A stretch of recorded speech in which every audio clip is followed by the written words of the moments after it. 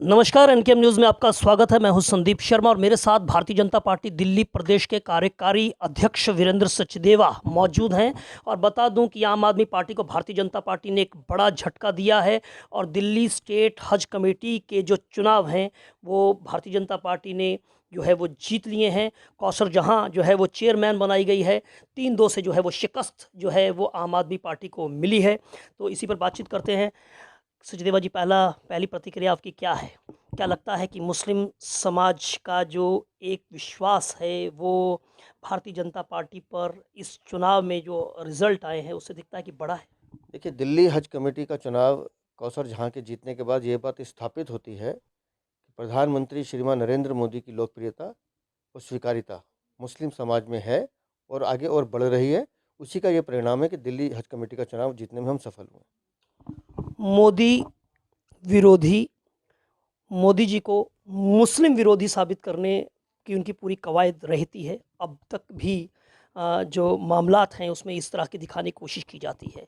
लगता है कि इस जो कवायद को एक झटका लगा है इस चुनाव के नतीजे के बाद। देखिए, माननीय मोदी जी के जो विरोधी हैं उनका काम है पत्थर मारना और भाग जाना।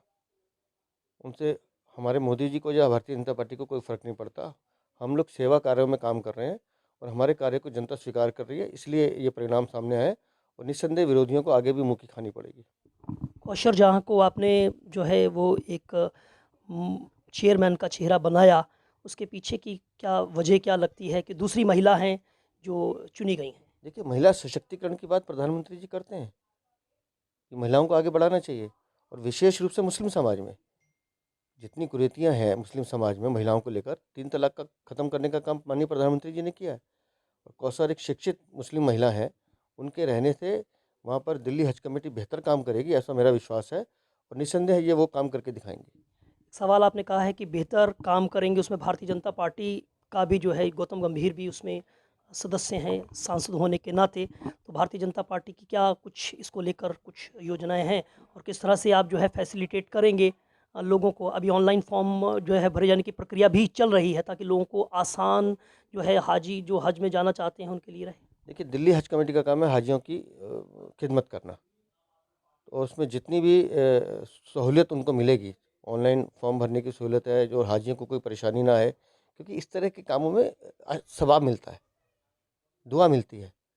तो वो गौतम गंभीर हों, कौसर जहाँ हो, जो बाकी जो मेंबर्स हैं, वो आम आदमी पार्टी के हैं या कोई भी है, मैं उनसे भी निवेदन करूँगा, ऐसे कामों में सबको मिलकर काम करना चाहिए और दिल्ली हज कमेटी बेहतर काम करे, हाजियों को सहूलियत मिले, वो सुकून से यात्रा करें, सवाब कमा के लौटें, इसके लिए हम प्रयासरत रहेंगे। आखिरी सवाल मेरा आपसे ये है, आप ने क्योंकि 2024 के चुनाव भी आने वाले हैं और ख़ास करके फिर एक तरह का पूरा एक मामला पूरा प्रोपेगेंडा कहिए, कुछ भी कहिए, चल रहा है जिसमें ये बात निकल कर सामने मोदी जी के खिलाफ जो है एक माहौल बनाने की कोशिश जो है वो फिर से की जा रही है।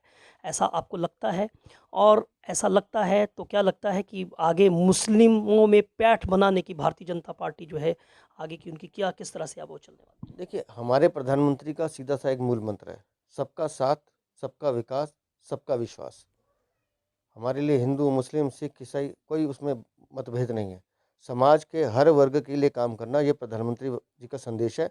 उसी दिशा में हम काम कर रहे हैं और मेरा ये मानना है कि 2024 में भी माननीय प्रधानमंत्री जी प्रधानमंत्री बनेंगे और दिल्ली की सातों लोकसभा सीटें हम जीत के दिखाएंगे। चलिए, बातचीत के लिए शुक्रिया। तो वीरेंद्र सचदेवा जिनका कहना है कि दिल्ली की सातों लोकसभा सीट 2024 के अंदर भी जीतेंगी। सबका साथ सबका विश्वास मोदी जी का मूल मंत्र है और उसी पर भारतीय जनता पार्टी चलती हुई दिखाई देती है। Sandeep Sharma, NK news, Delhi.